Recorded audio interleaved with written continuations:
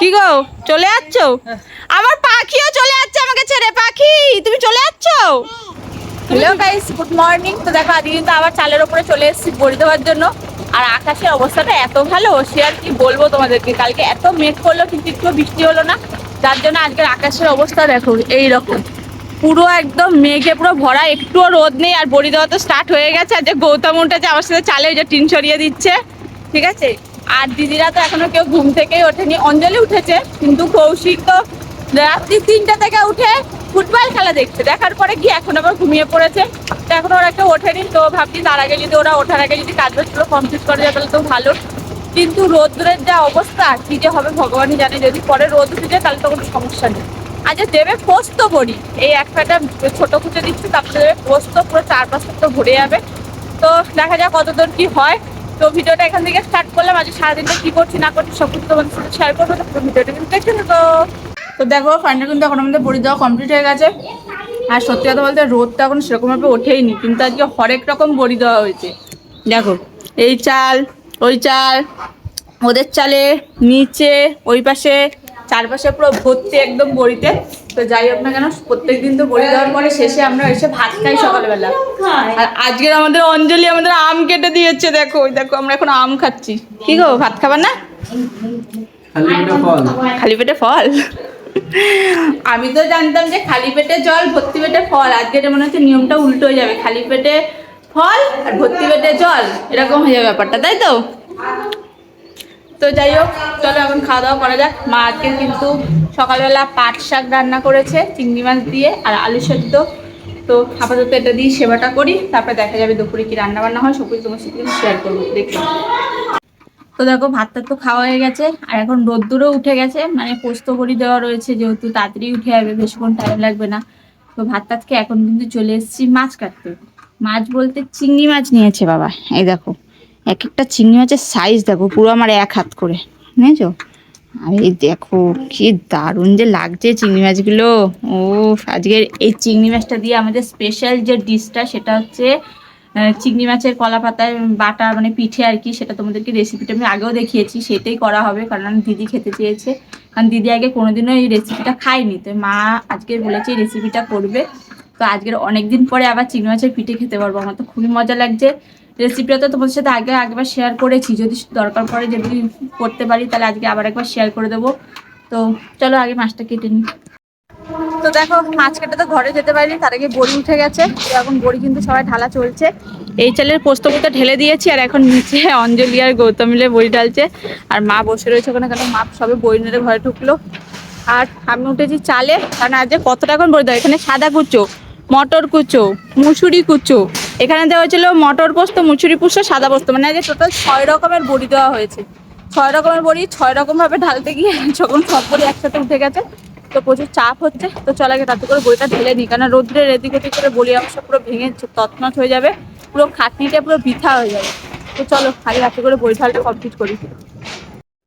তো দেখো ফাইনালি কিন্তু বড়ি ঢালা পুরো কমপ্লিট হয়েই গেছে।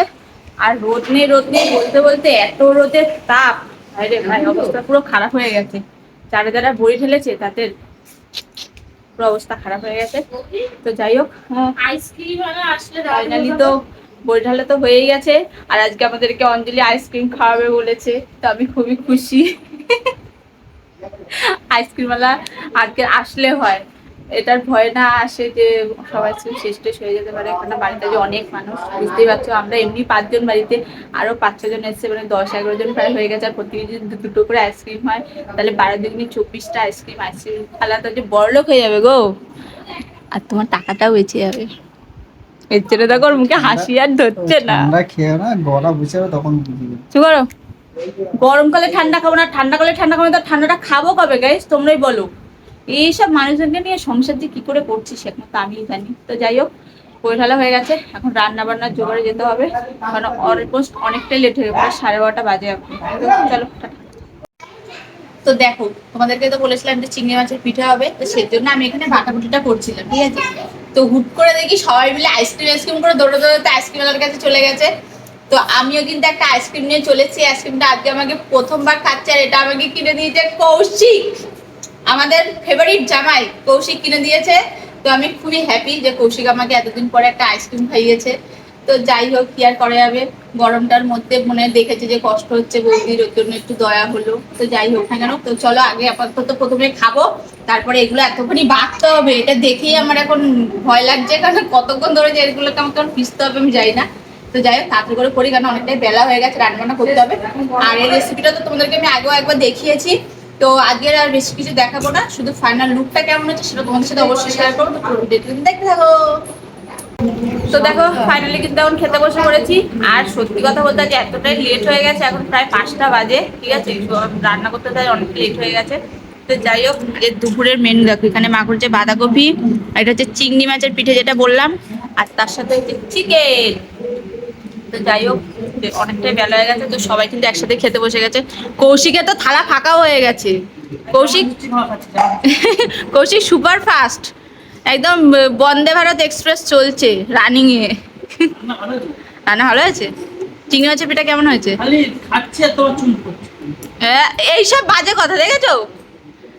আমি রান্নার ধারে কাছে যাইনি, আর আমার চুল সব সময় অল টাইম খোপা করা থাকে, আমার চুল কোনো সময় খোলা পাবাই না। খোলা দেখতে পেয়েছে? কালকে দিয়ে এসে 1 মিনিটও খোলা দেখতে পেয়েছো আমার চুল? আমার চুল খুললেই গরম লাগে। তো যাই হোক, তো চলো ফাইনালি খাওয়া দাওয়া তো শুরু হয়ে গেছে, সবাই খাওয়া শুরু করে দিয়েছে, আমি এখন খেতে বসেছি। তাদের করে খাওয়া দাওয়াটা কমপ্লিট করি, তারপরে ভাবছি একটু শোবো, কিন্তু মনে হয় যে শোয়া হবে না, কারণ আবার বড়ি প্যাকেট করতে হবে, কারণ বড়ি প্যাকেট মনে হয় না যে করতে আসবে বলে। তো দেখা যাক কি হয়। তো দেখো এখন বিকেলবেলা, মানে অলমোস্ট কিন্তু সন্ধ্যা হতে চলেছে, আর কৌশিকরা এখন চলে যাচ্ছে বাড়ি, কারণ ওদের তো এসে তো আর থাকতে ইচ্ছা করে না, পোদ মনে হয় মাটিতে ঠেকে না, শুধু ভাবে কতক্ষণে আসবো আর কতক্ষণে যাবো। তো এই দেখো ব্যাগ ট্যাগ নিয়ে রেডি হয়ে পড়েছে। কি গো, চলে যাচ্ছ? আমার পাখিও চলে যাচ্ছে আমাকে ছেড়ে। পাখি, তুমি চলে যাচ্ছ? তুমি বাড়ি যাচ্ছ? বাবা, টাটা। টাটা সোনাই, তুমি কান্নাকাটি করবে না তো? ওই দেখো চলে যাচ্ছে, দেখেছো? এদিকে দেখো দেখো সবাই কিন্তু রেডি হয়ে গেছে, এই যে অঞ্জলিও বেরাচ্ছে। তো কি আর করা যাবে, এখন পাখি 2 দিন বাড়ি থাকবে না, মানে বাড়িটা তো বুঝতেই পারছো পুরো একদম শূন্য শূন্য হয়ে যাবে এখানে। কিন্তু ওই যে যেতে রাজি হয়েছে এটাই অনেক, আগের বার তো অঞ্জলিদেরকে গড়ি খাওয়া অব্দি এনেও তারপর আর যায়নি। তো যাই হোক, আপাতত ওরা যাক, তারপর আবার দেখা হবে।